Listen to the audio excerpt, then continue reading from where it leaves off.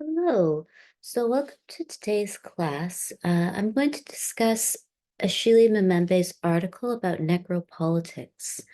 And Mbembe draws on a whole series of scholars such as George Bataille and Hegel to discuss the concept of necropolitics. And necropolitics relates to Foucault's idea of biopolitics. And the argument that Mbembe makes is that the investment in life, biopower, the ways that the state invests in certain lives through processes of citizenship, for example, also unfortunately corresponds to necropolitics, uh, the ways that the state invests in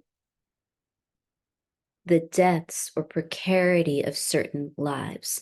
So in the last class, we discussed citizenship extensively and Hannah Arendt's writings regarding refugees and Giorgio Agamben's subsequent discussion of Hannah Arendt. And we also discussed Agamben's concept of the homo sacer, person who can be sacrificed by the sovereign power.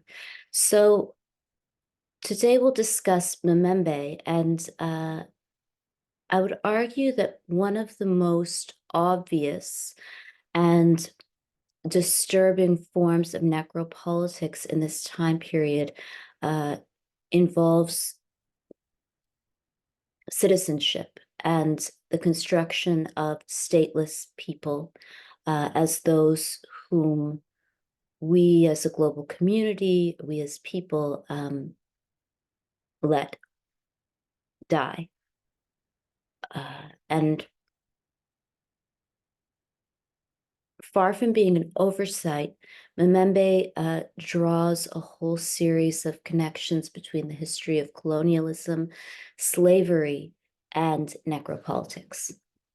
So I hope you're doing well, and I hope you enjoy the lecture. I've marked most of your second assignments, and by the end of this week, by Friday, I'll have all of your marks posted on Moodle, and most of you, the papers that I've marked thus far, the presentations I've marked thus far, sorry, have been very good.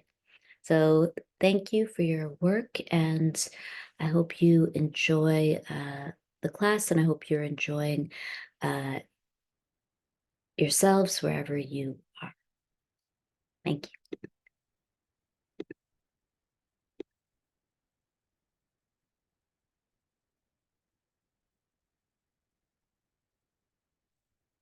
So Achille Mbembe discusses the ways that sovereignty and the construction of sovereign power and the construction of the nation state itself lends itself to necropolitics. And this is a clip I'll begin with about necropolitics. Going into an And it's again from this blog. It's David's blog, Theory and Philosophy. So this is one interpretation of necropolitics. Working 50 hours a week, having that structure. Hey everyone, back again. I know it's been a while since I've done one of these keyword things, but better late than never. If you're watching this, you may have noticed that my bookshelf is empty, and that's because I'm in the process of moving and the books had to go, except for a few, and it's a long story, but I won't get into that now. And just because I know a bunch of people will ask, I'm moving to Montreal. Hopefully we'll be there full time in the new year, maybe a little before, but in any case, we're going to talk about necropolitics today. So I've done a full episode on Achille Mbembe's essay dealing specifically with this topic. But today I just want to give more of a highlights as to what's going on with that term, why he's using it, and what he's using it to respond to, specifically the work of Foucault. Now, in that text, he makes a lot of reference to other thinkers, including Bataille and Heidegger, Hegel, and a number of others. And I'm not going to get into them so much here, more just Foucault and what Mbembe is doing in response to Foucault. Now, before jumping into it, if you want to follow me anywhere other than here, you can find me on Instagram at theory_and_philosophy or on Twitter at David Guignot. If you're new here, welcome. I'm David. I try to explain philosophical texts and ideas in a way that makes them accessible to you. So if you're new, like, share, subscribe, tell your friends. Who knows, they might get a kick out of it or they might not, but you could try. If you haven't already, like, share, subscribe.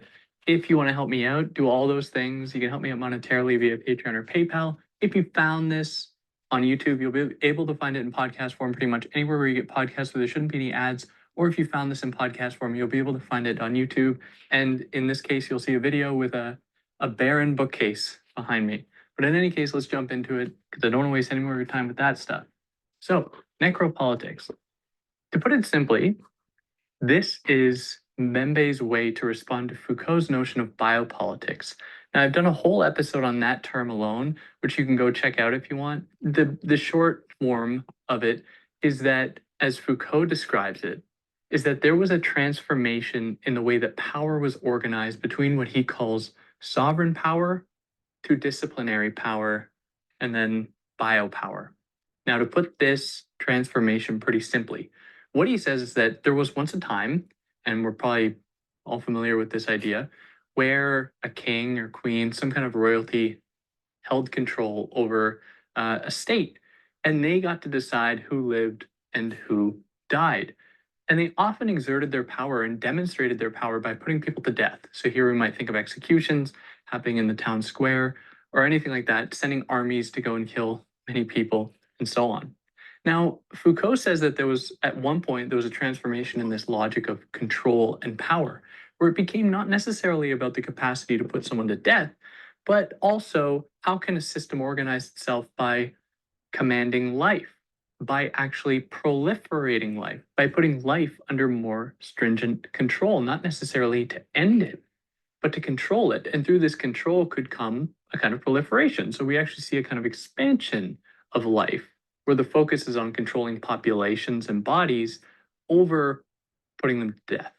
Because that is messy. Exerting such overt power over a group of people, over a population, through the act of killing, makes that person, that is the person calling the shots, too much of a target.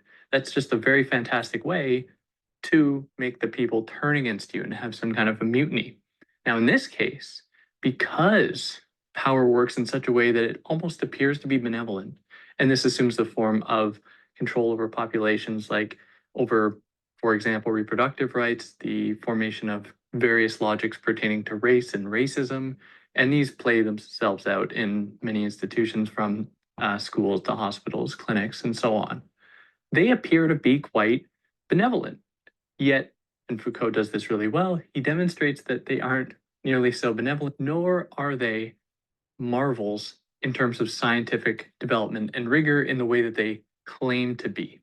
Now, Achille Mbembe is dissatisfied with this formulation because he's looking around, he looks at history, and he says, there seems to be a lot of death still going on. There seems to be lots of people still being put to death, lots of people still suffering physically. Their bodies aren't proliferating. They aren't being controlled through these institutions.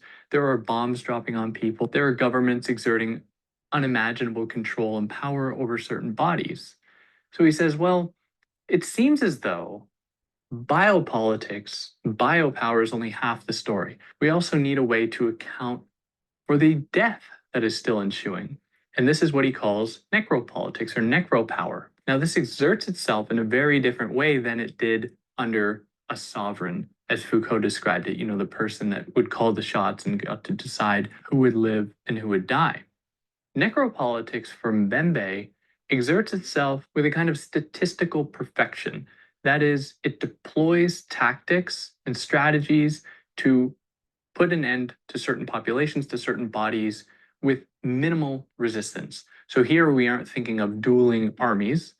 We're thinking of populations being put to death at the behest of the state that has deemed these bodies, has deemed these people to be less than living, to borrow one of Agamben's terms, somebody that Mbembe is indebted to reduce them to the state of bare life, to make it so that they have nothing to offer other than the fact that they are bodies. And when people are reduced to just bare life, then their life doesn't have any extra meaning, and they can then be expendable. They can be reduced to nothing.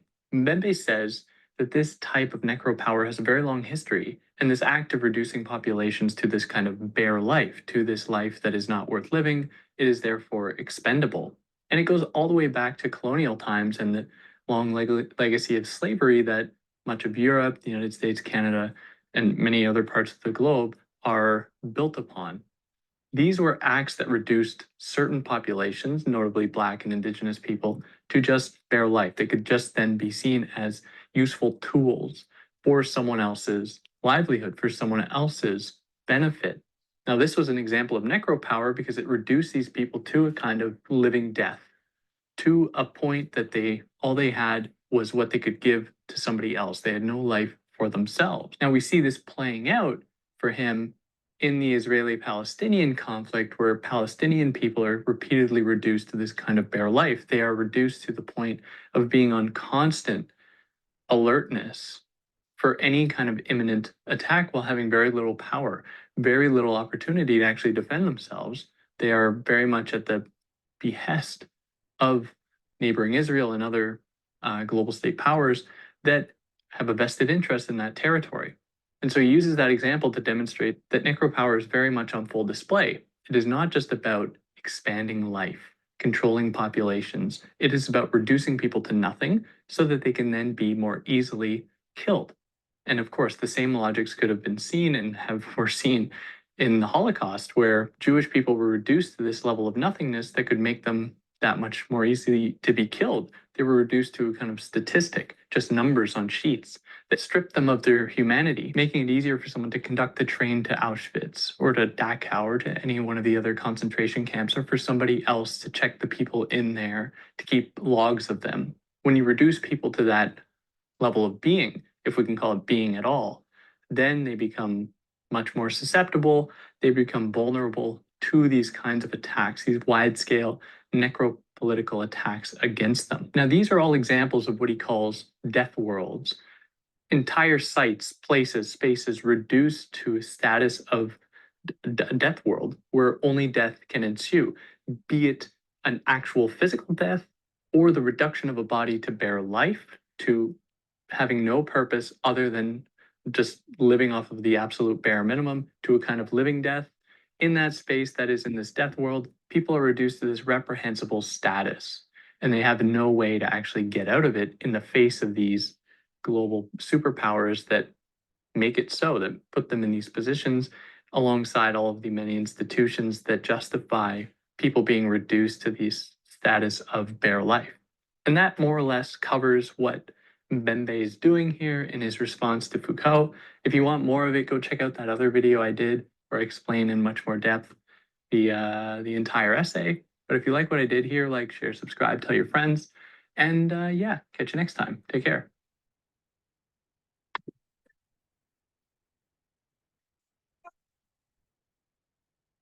So Mbembe's concept of necropolitics is really important to consider in this time period. Achille Mbembe writes, this essay assumes that the ultimate expression of sovereignty resides to a large degree in the power and the capacity to dictate who may live and who must die. And this politics of who may live and who must die is central to the contemporary refugee crisis, which I discussed in the last class. Many people have written extensively about citizenship. Toni Morrison, winner of the Nobel Prize in Literature, wrote an essay called The Foreigner's Home in the book The Source of Self-Regard. Morrison writes the following: excluding the height of the slave trade in the 19th century, the mass movement of peoples in the latter half of the 20th century and the beginning of the 21st is greater now than it has ever been. It is a movement of workers, intellectuals, refugees, armies crossing oceans, continents, migrants through custom offices and hidden routes, speaking multiple languages of trade, of political intervention, of persecution, exile, violence, and poverty.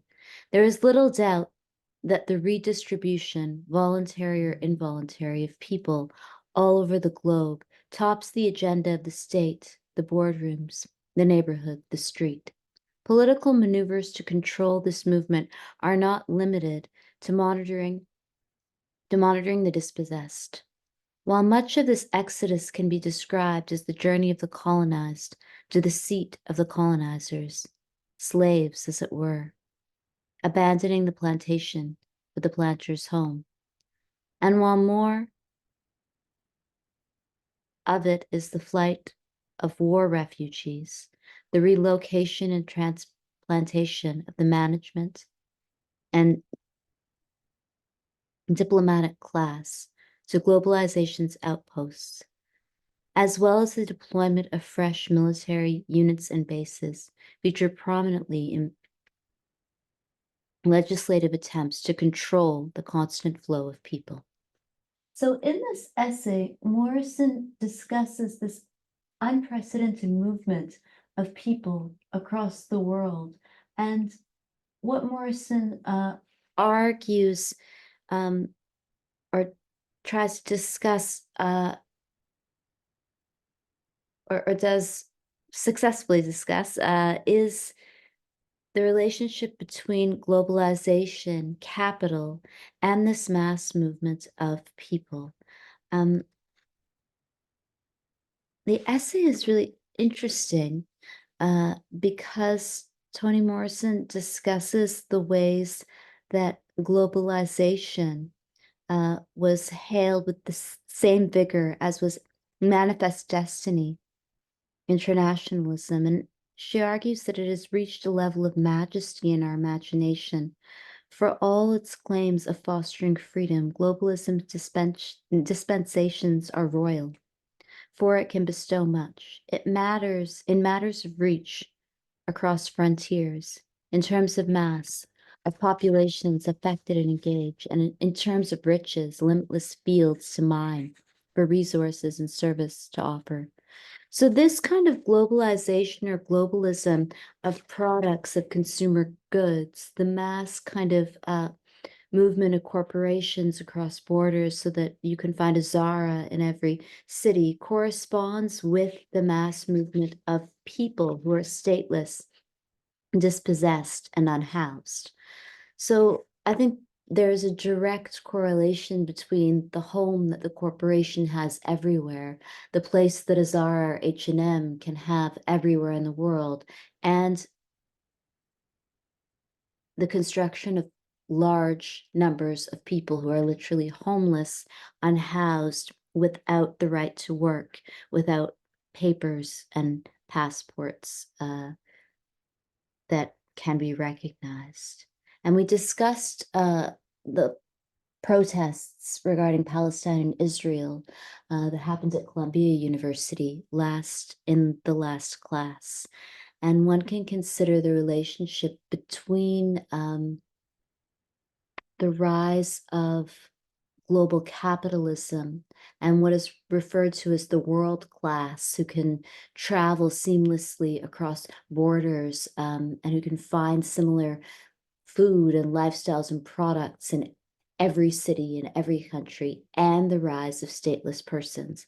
And obviously the numbers of the poor and dispossessed outnumber those of the global rich.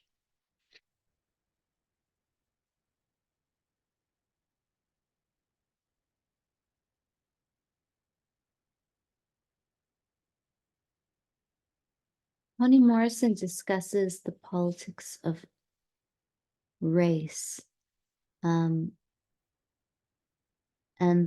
the ways that race also shapes our understandings of citizenship, entitlement, and who is deserving of a home.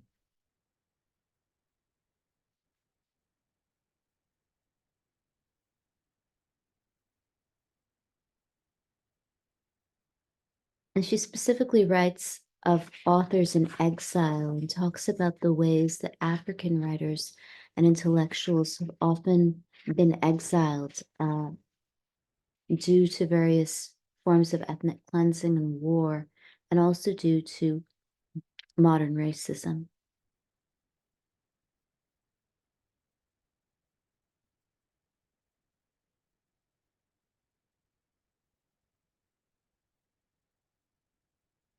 But Morrison also argues in one of many really impressive pieces of writing is that the construction of Africa as an idea in the mind is used to justify uh, a great deal of arrogance on the part of Europeans, and is also used uh, to then justify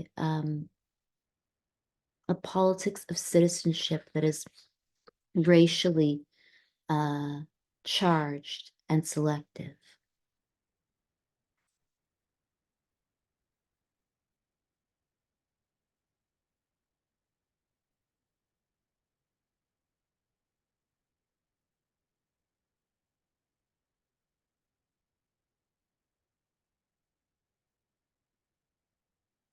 So in the last class, we also discussed the ways that citizenship and belonging and who one sees as familiar is also about race, that familiarity is also about the family and who you see as belonging to your family and who you want to belong to your family.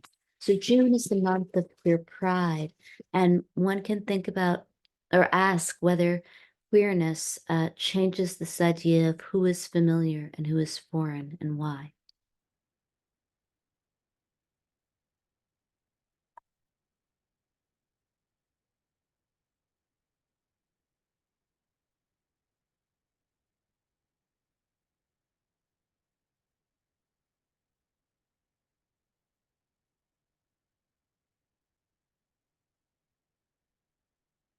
Politics of who may live and who must die are felt in really minute gestures that we often participate in and simultaneously ignore, such as the politics of language. Morrison writes, as much as globalism is adored as near messianic, it is also reviled as an evil courting a dangerous dystopia. Its disregard of borders, national infrastructures, local bureaucracies, internet censors, tariffs, laws, and languages. Its disregard of margins and the marginal people who live there. Its formidable engulfing properties, accelerating erasure, a flattening out of difference, of specificity for marketing purposes, and abhorrence of diversity. We imagine indistinguishability, the elimination of minority languages, minority cultures in its wake. We speculate with horror on what could be the irrevocable, enfeebling alteration of major languages, major culture in its sweep. Even those dreaded consequences are not made completely manifest. They nevertheless cancel out globalism's assurances of better life by issuing dire warnings of premature cultural death. Je parle français parce que la deuxième langue du Canada est français. J'étudie français à Canada. The ways that Anglophone Canada has come to dominate the capitalist marketplace and the consistent erasure of Francophone identity is also about the politics of who may live and who must die. So constructing English as being central to Canadian identity has been a way that the working class of France, specifically Quebecois people, have been marginalized in terms of class structure, while Anglophone identity has also been used to discriminate against some of the poorest, most marginalized immigrants and refugees. The heralding of the English language as a language of superiority in commerce has also been used to justify the impoverishment of Canada's Indigenous peoples. More and more Indigenous languages are destroyed and were destroyed originally in the Canadian school system. The Missing and Murdered Indigenous Women and Girls report and the Truth and Reconciliation Commission report all discuss cultural genocide as being central to genocide. Cultural genocide, the destruction of language, the refusal to acknowledge names, the refusal to acknowledge spiritual traditions that existed before the forced imposition of Catholicism and Christianity onto Indigenous peoples is central to genocide. In order to destroy someone's life, one must strip a person of their sense of self and self-esteem. So Mbembe discusses biopower and the ways that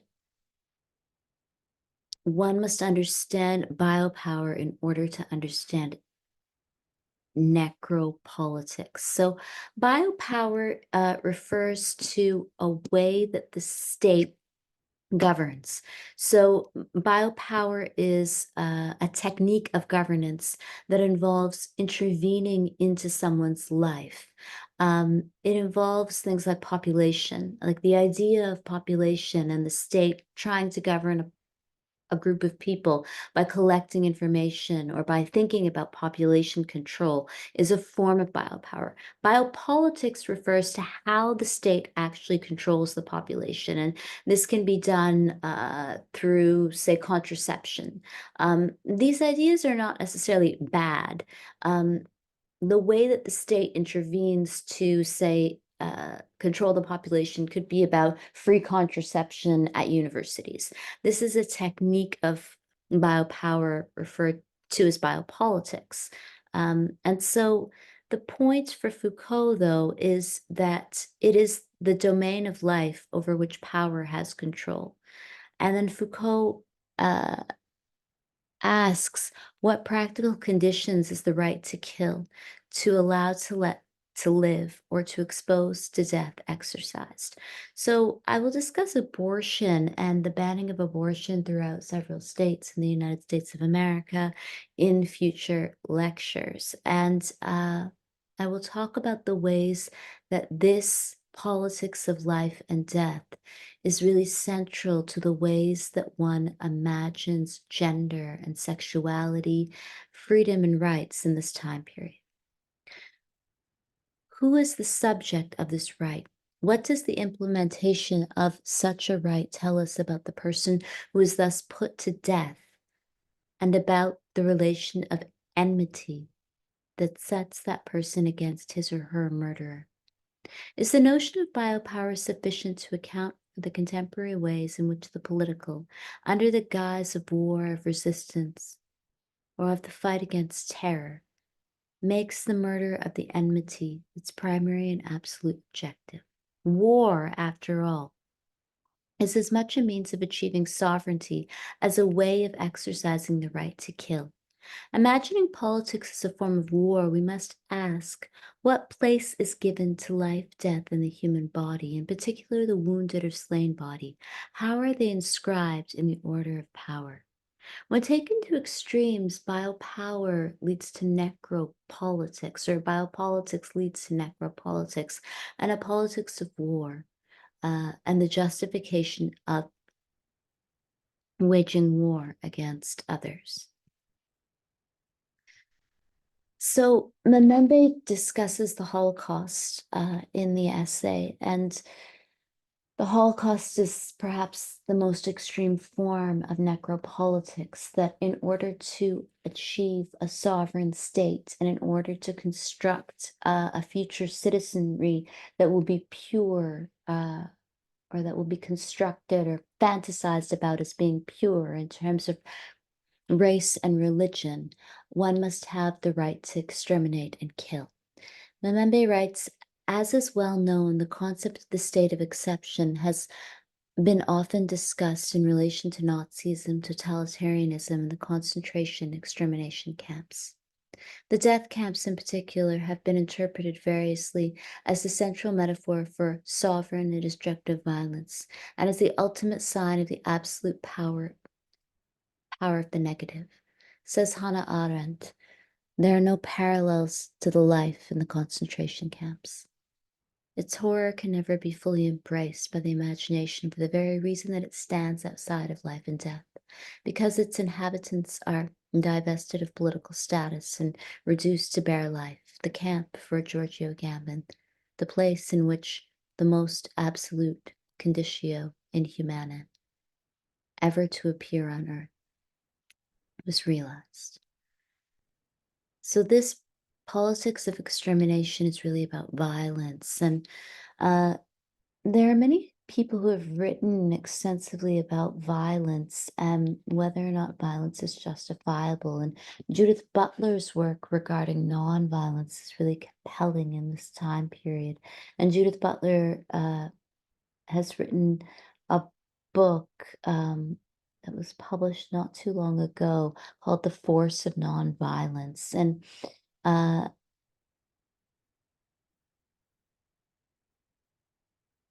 and Butler argues in the book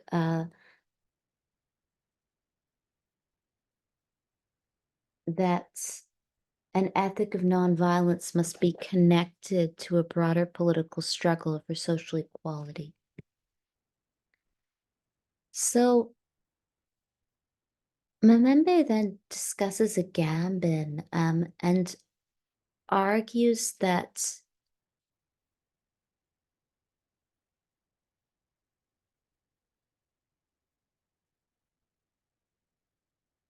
modernity was at the origin of multiple concepts of sovereignty and therefore of the biopolitical.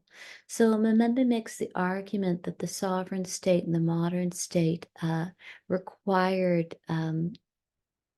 this kind of construction of life who could or could not be a citizen and who could or could not belong. And in its most extreme, those who could not belong were those that the sovereign power could wage war against or exterminate. So sovereignty and nation building is central to Mbembe's discussion regarding necropolitics. And the example of the sovereign who can kill is really important for Mbembe as a post-colonial scholar, because after the dissolution of colonial rule, the building of the post-colonial nation state was often celebrated, and yet these celebrations are not innocent. India has increasingly become a Hindu country, and so when one builds a country, they are constructing borders, and when one builds borders, they're constructing those on the other side of the border. The extent to which those on the other side of the border are enemies will perhaps change depending upon the access that people have to financial capital, housing, and the class structure in any country at any given time. Mbembe writes, the romance of sovereignty in this case rests on the belief that the subject is the master and the controlling author of his or her own meaning. Sovereignty is therefore defined as a twofold process of self-institution and self-limitation, fixing one's own limits for oneself. The exercise of sovereignty, in turn, consists in society's capacity for self-creation through recourse to institutions inspired by specific social and imaginary significations. This kind of recourse to institution inspired by specific social and imaginary significations is interesting to think about in the time of queer pride. We can ask whether this construction of the family and the kind of Christian family or the Hindu family or any other family in a country is a product of sovereignty and a product of our self-creation in the image of the nation state. And whether or not this kind of belonging to a family unit, this need to kind of couple and buy property is really a choice or whether it is something that is forced upon us in order to serve biopolitical aims? Can we belong to the nation state, and are our lives valued if we do not conform to a certain set of social norms that are ultimately upheld by religious traditions, by national culture, and by histories of colonial violence? In the case of Canada, settler colonial violence.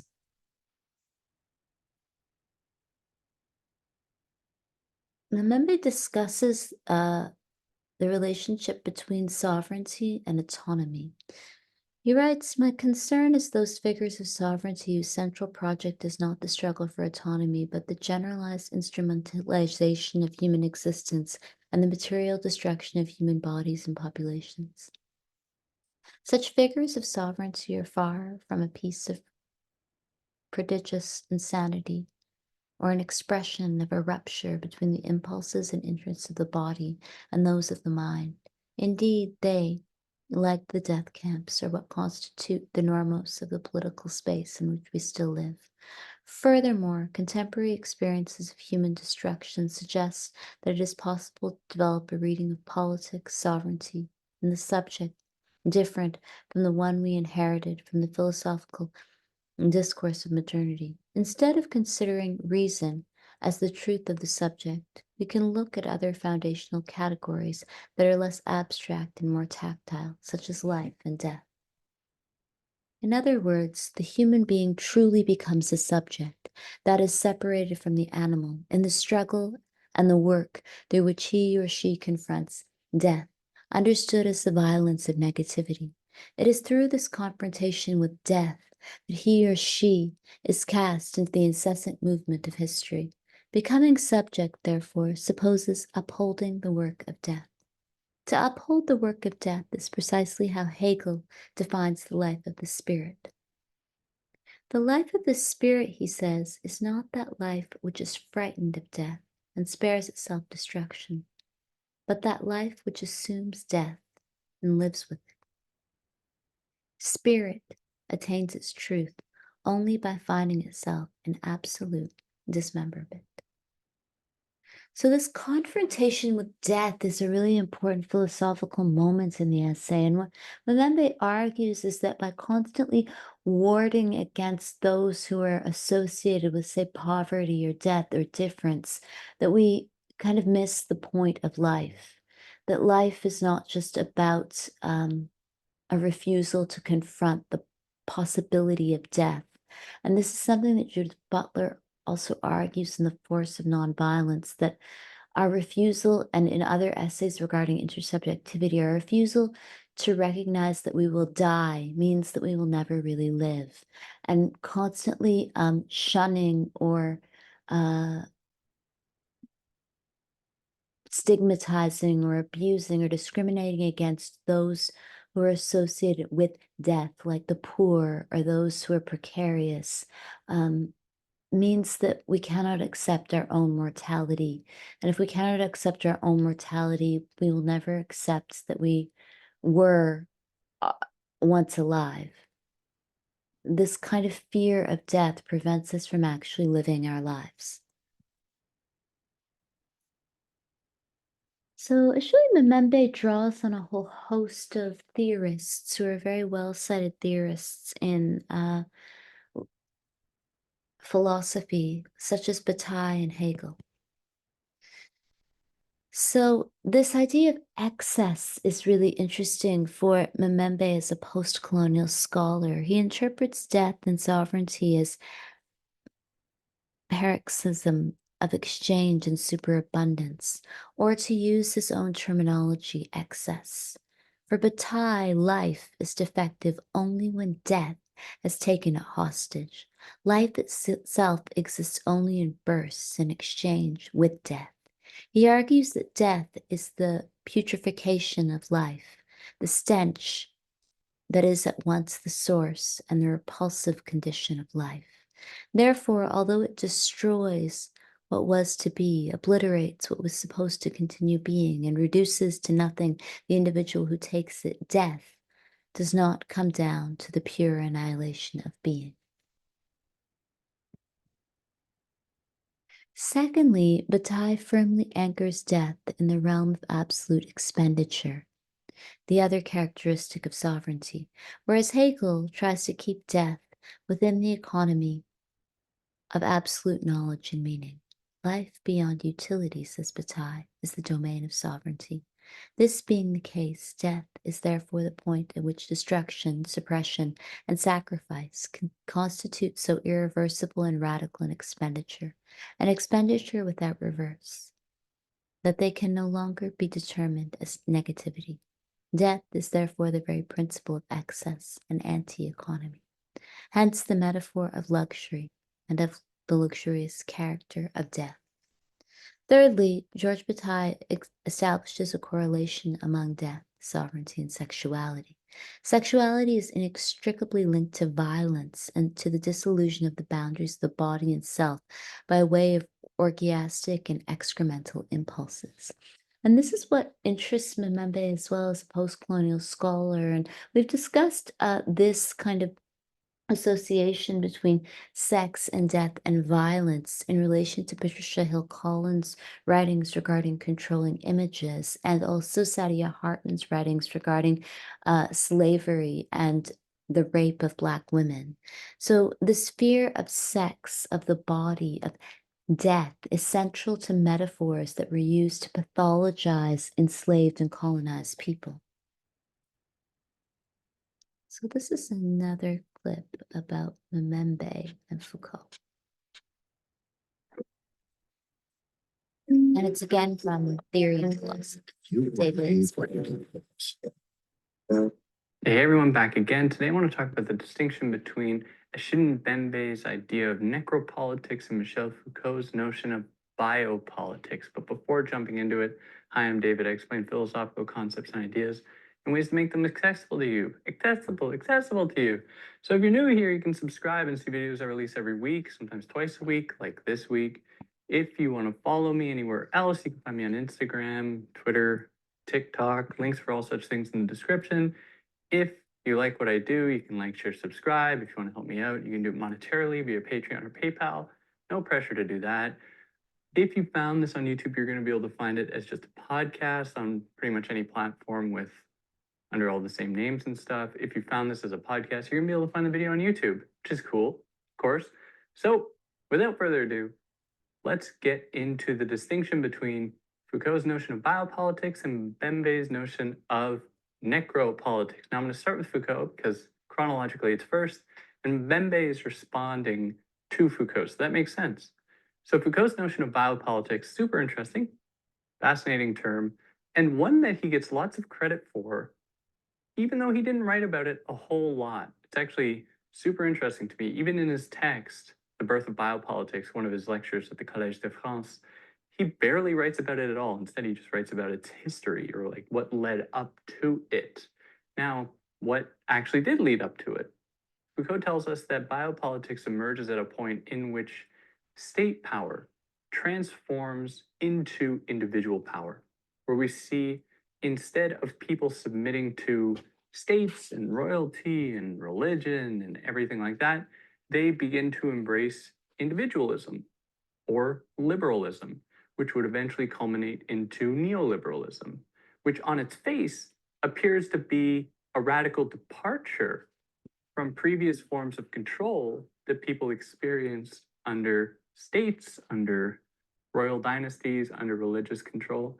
And instead, they were opened up only to their own desire, their own will to provide for themselves. And of course, this dovetails with various economic developments, really the formation of capitalism in the 18th and 19th centuries that allowed people to ostensibly live their lives the way that they wanted to, free from restraint, free from control.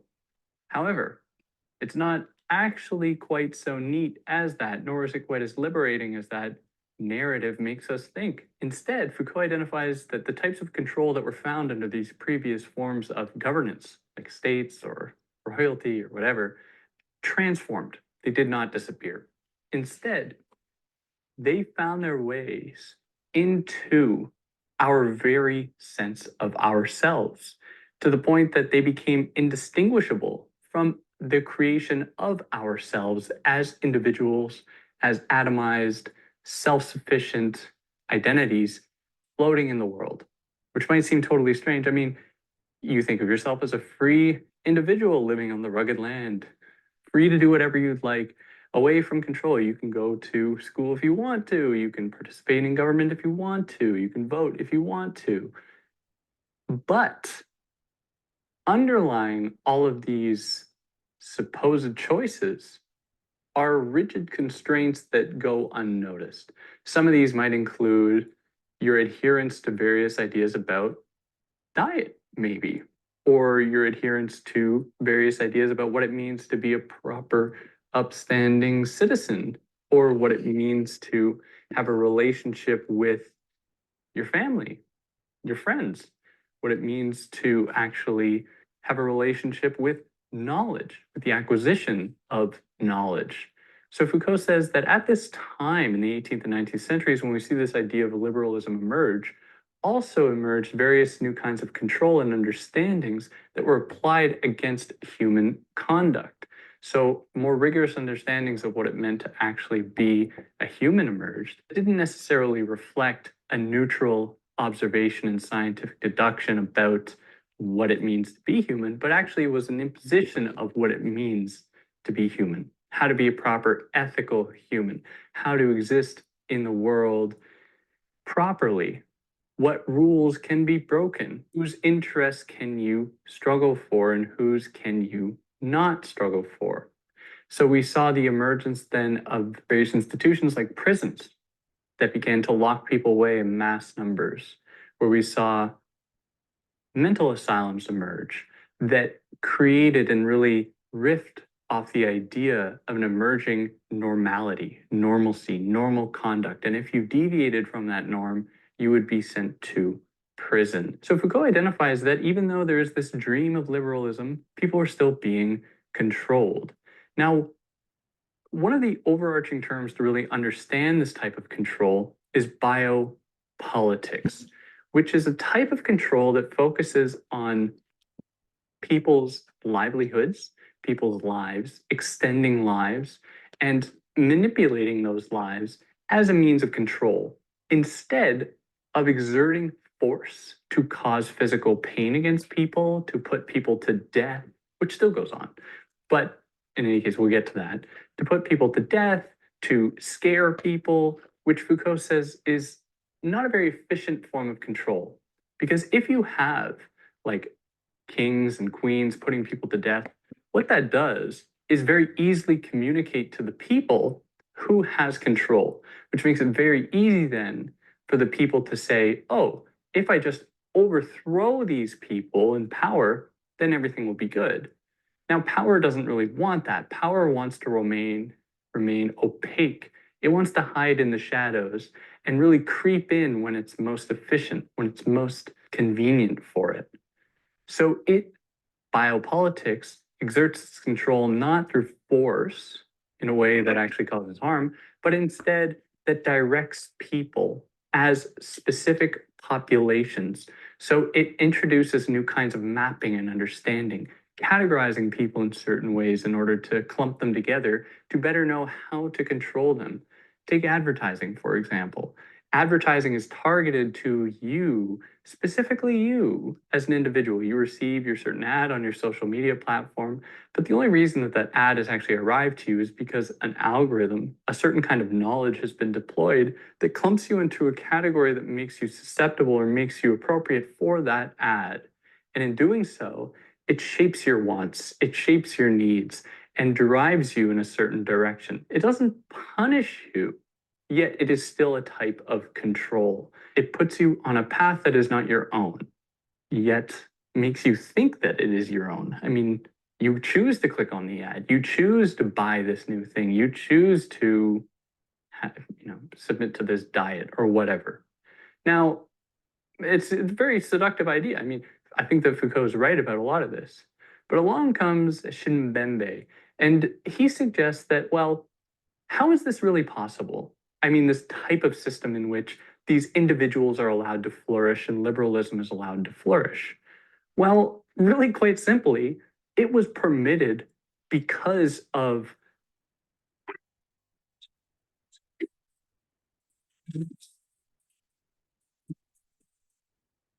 slavery, of colonization, of economic exploitation of people all across the world that allowed certain parts of the world and certain people to enjoy the benefits of an economic system that ostensibly allowed them to be these free floating individuals existing for their own will or by their own will.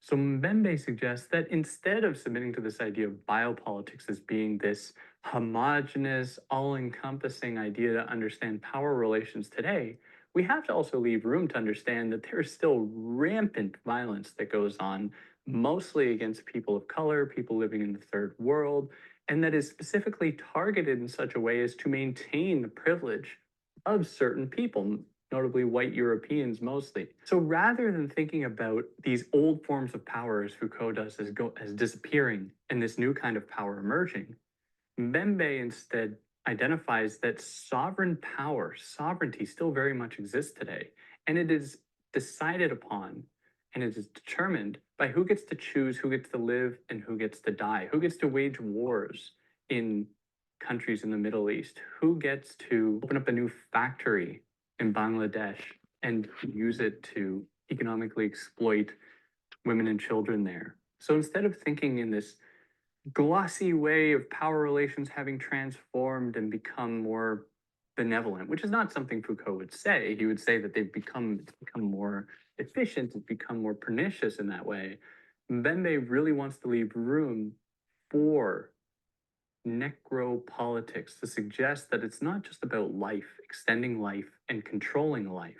It is actually about very much as well ending life, certain life, especially down racial lines where some people can just die in order to uphold the norm, and certainly down gendered lines as well. If you look at any statistic, you know that gender-based violence occurs, like 94% of gender-based violence cases is men inflicting violence against women. And this happens all the time. And this is rampant violence that upholds a certain status quo, a hierarchical relation that is reminiscent of those of bygone eras of patriarchal control.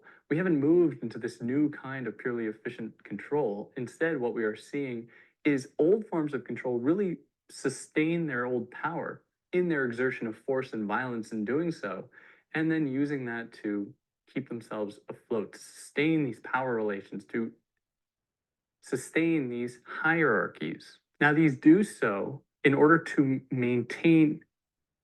create and maintain what he calls death worlds, zones in which people are just going to be at the constant threat of death. And we can really extend this as well all throughout the colonial regimes that Europe established all throughout Africa and Southeast Asia, really all across the world, that inflicted violence against millions of people. But yeah, it's important, I think, in my own opinion, to we can sympathize with Foucault. We can identify that we really celebrate his observation that there is this new kind of control that emerged with the advent of liberalism, but that it doesn't mark a total departure from previous forms of control as they exerted themselves in terms of violence, especially how this violence is exerted against people of color all across the world. So we can, I think, really hold both to be true, both what Foucault says and Mbembe says. Really, this is what Mbembe says. He says that we have to maintain both. But I want to know what you think. Are you on a side? How do you actually reconcile these two perspectives? I would love to hear about it. If you like what I did, like, share, subscribe. I'll catch you next time. Take care. My to-do list used to look like this, a jumbled mess. So in this book, The Source of Self-Regard, Toni Morrison has written an essay called Racism and Fascism. Morrison writes, "Let us be reminded that before there is a final solution, there must be a first solution, a second one, even a third. The move toward a final solution is not a jump. It takes one step, then another, then another. Something perhaps like this. Number one, Construct an internal enemy as both focus and diversion. Number 2, isolate and demonize that enemy by unleashing and protecting the utterance of overt and coded name-calling and verbal abuse. Employ ad hominem attacks as legitimate charges against that enemy. Number 3, enlist and create sources and distributors of information who are willing to reinforce the demonizing process because it is profitable, because it grants power, and because it works. Number 4, palisade all art forms, monitor, discredit, or expel those that challenge or destabilize processes of demonization and deification. Number 5, subvert and malign all representatives of and sympathizers with this constructed enemy. Number 6, solicit from among the enemy collaborators who agree with and can sanitize the dispossession process. Number 7, pathologize the enemy in scholarly and popular mediums. Recycle, for example, scientific racism and the myth of racial superiority in order to naturalize the pathology. Number 8, criminalize the enemy. Then prepare, budget for, and rationalize the building of holding arenas for the enemy, especially its males, and absolutely its children. Number 9, reward mindlessness and apathy with monumentalized entertainments and with little pleasures, tiny seductions, a few minutes on television, a few lines in the press, a little pseudo-success, the illusion of power and influence, a little fun, a little style, a little consequence. Number 10, maintain at all costs silence. Toni Morrison, Nobel Prize-winning author, continues to write, quote, in 1995, racism may wear a new dress, buy a new pair of boots, but neither it nor its succumbus, twin fascism, is new or can make anything new. It can only reproduce the environment that supports its own health, fear, denial, and an atmosphere in which its victims have lost the will to fight. The forces interested in fascist solutions to national problems are not to be found in one political party or another, or in one or another wing of any single political party.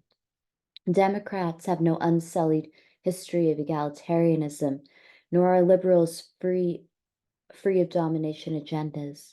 Republicans have housed abolitionists and white supremacists, conservative, moderate, liberal, right, left, hard right, far right, religious, secular, socialist. We must not be blinded by these Pepsi Cola, Coca-Cola labels, because the genuine fascism is that any political structure can host the virus, and virtually any developed country can become a suitable home. Fascism talks ideology, but it is really just marketing for power. Fascism is a set of ideas that is still with us today. And it is Queer Pride Month, and hate crimes against queer people and women are central to the politics of fascism and to the politics of control. So death is something that Mbembe writes of extensively in this essay drawing on Foucault. Achille Mbembe states that in Foucault's formulation of it, biopower appears to function through dividing people into those who must live and those who must die. So if biopolitics involves strategies of biopower or techniques, then these techniques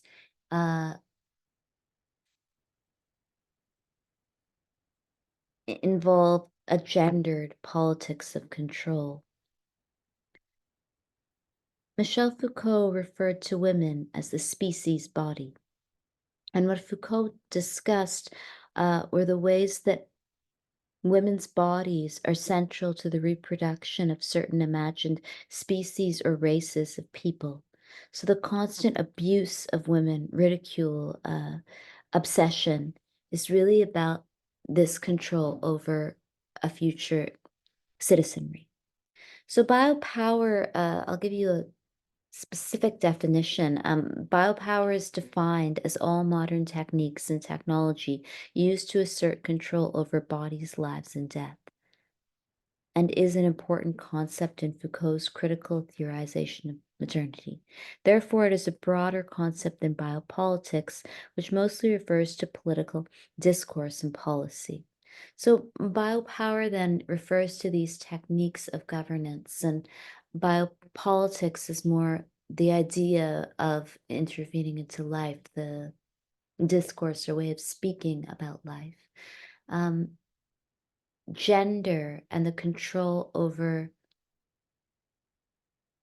this imagined future reproduction of a citizenry is really one of the most obvious forms of necropolitics in our time. And in Thursday's class, I will discuss the murder of Cindy Gladue, who bled to death in an Edmonton hotel room. Cindy Gladue was a Cree woman and one of many missing and murdered Indigenous women in Turtle Island. And I would argue that the killing of women, femicide, is central to contemporary biopower. So Mbembe discusses the relationship between race and biopower, referring to both this ever-presence and the phantom-like world of race in general. Arendt locates their roots in the shattering experience of otherness and suggests the politics of race is ultimately linked to the politics of death. And in the previous classes, I cited Saadia Hartman's work about slavery, and Hartman argues that Black women's reproduction has always been the source of deep-seated anxiety and aggression in American nation building because of the history of slavery. Black women's reproduction and the control over Black women giving birth to slaves and then free persons was this real source of anxiety, because if Black women gave birth to many children, then these people could overtake the slaveholding population in revolt, in protest, and in murder. And if Black women give birth to free people, this changes the politics of who is and who is not an American in numerical terms and in terms of the ideological and visual construction of an American as a white American. Indeed, in Foucault's terms, racism is above all a technology aimed at permitting the exercise of biopower, that old sovereign right of death. In the economy of biopower, the function of racism is to regulate the distribution of death and to make possible the murderous functions of the state. It is, he says, the condition for the acceptability of putting to death. So Mbembe again discusses the Nazis throughout the essay. According to Foucault, the Nazi state was the most complete example of a state exercising the right to kill. The state, he claims, made the management, production, and cultivation of life coextensive with the sovereign right to kill. So war for Mbembe is central to sovereign politics, and this is the problem with sovereignty. In order to establish national boundaries, one must be essentially against another nation state or not with another group of people.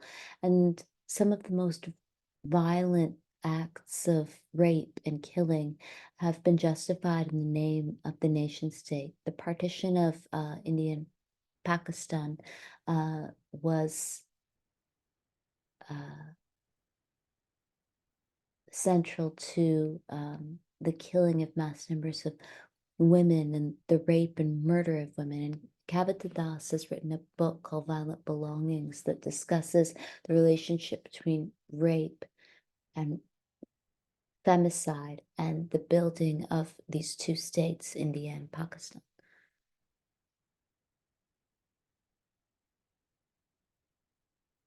So Mbembe then discusses this sense of belonging in comparison to uprootedness. In spite of the terror and the symbolic sealing off of the slave, he or she maintains alternative perspective toward time, work, and self. This is the second paradoxical element of the plantation world as a manifestation of the state of exception.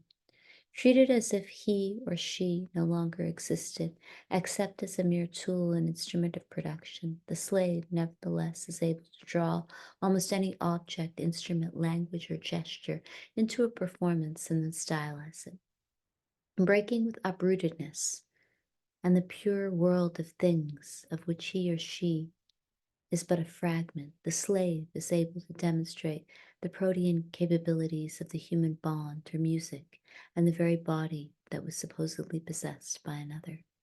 In the relations between life and death, the politics of cruelty and the symbolics of profanity are blurred in the plantation system. It is notably in the colony and under the apartheid regime that there comes into being a particular terror formation I will now return to. So Mbembe is interested in the relationship between apartheid and this politics of cruelty, as much as he is also interested in this kind of construction of a language of resistance, like music. And Achille Mbembe also draws on Hannah Arendt, whose work we discussed in the last lecture. Arendt develops the thesis that there is a link between National Socialism and traditional imperialism. According to her, the colonial conquest revealed a potential for violence previously unknown. What witnesses in World War II is the extension, what one witnesses in World War II is the extension to the civilized peoples of Europe of methods previously reserved for the savages. That the technologies which ended up producing Nazism should have originated in the plantation or in the colony, or that, on the contrary, Foucault's thesis, Nazism and Stalinism, did no more than amplify a series of mechanisms that already existed in Western European social and political formations, subjugations of the body, health regulations, social Darwinism, eugenics, medical legal theories on heredity, degeneration, and race, is in the end irrelevant. A fact remains, though. In modern philosophical thought and European political practice and imaginary, the colony represents the site where sovereignty consists fundamentally in the exercise of a power outside the law, and where peace is more likely to take on the face of war without end. So this idea of something outside of law returns us to this construction of the family, of race, that irrespective of law and one's status as a citizen, the construction of a country as a white country gestures to something outside of law, to an imaginary that is fantastical in its desire to see a white country. And in this act of fantasy making, there are many justifications for genocide. And in the next lecture, I will discuss the killing of Cindy Gladue and a whole series of class action lawsuits that have been filed against nurses throughout Canada for forcibly sterilizing Indigenous women. So finally, I'll finish by discussing colonial occupation and necropolitics. Mbembe discusses the ways that necropolitics often involves the seizure of land. And this is something I'll discuss again in the next lecture, drawing on Shireen Razak's writings regarding disposability and gendered violence and violence against Indigenous women and girls. Colonial occupation itself was a matter of seizing, delimiting, and asserting control over a physical, geographical area, of writing on the ground a new set of social and spatial relations. So if one wants to enact necropolitics against a population of people, land and the seizure of land is central to this willing of death upon people and upon minorities. So there is, I would argue, a direct correlation between colonial occupation, race, and nation building. Mbembe cites Frantz Fanon, whose essay, The Fact of Blackness, I've discussed in a previous lecture. Frantz Fanon describes the spatialization of colonial occupation in vivid terms. For him, colonial occupation entails first and foremost the division of space into compartments. It involves the setting of boundaries and internal frontiers epitomized by barracks and police stations. It is regulated by the language of pure force, immediate presence, and frequent and direct action, and is premised on the principle of reciprocal exclusivity. These actions constitute the politics of verticality. The resultant form of sovereignty might be called vertical sovereignty. Under a regime of vertical sovereignty, colonial occupation operates through schemes of over and underpasses, separation of the airspace from the ground. The ground itself is divided between its crust and subterranean. Colonial occupation is also dictated by the very nature of the terrain and its topographical variations. So the essay is quite comprehensive, and the argument that Mbembe makes is that necropolitics involves every facet of life in the sovereign states, that this construction of minorities as those who can die, and the construction of, say, religious and racial minorities as those who can die is not just about verbal assaults or ideological imaginings of certain people as being disposable. It is also about spatialization itself, the actual politics of land. Death in the present is the mediator of redemption. Far from being an encounter with a limit, boundary, or barrier, it is experienced as a release from terror and bondage.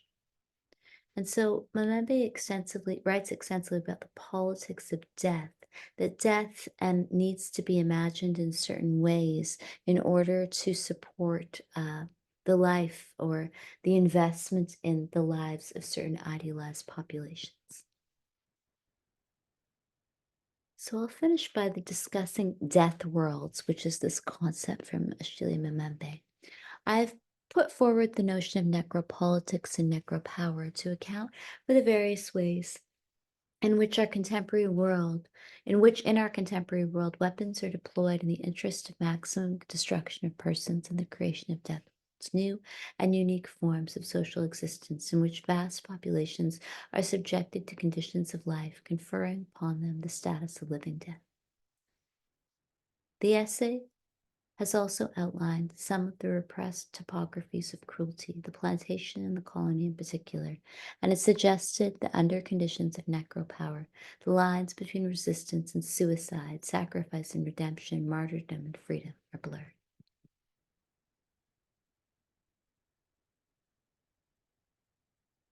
The ultimate expression of sovereignty, writes Achille Mbembe, largely resides in the power and capacity to dictate who is able to live and who must die.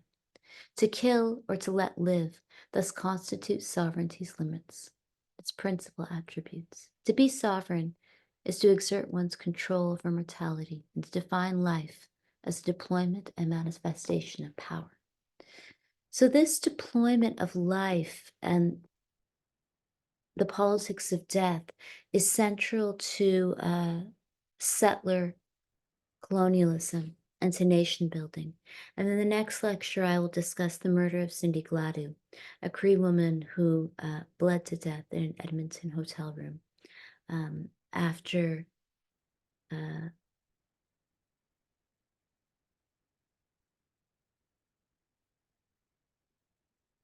arguably being murdered by a white Canadian man. And the trials of Bradley Barton, who is accused of murdering Cindy Gladue, are ongoing.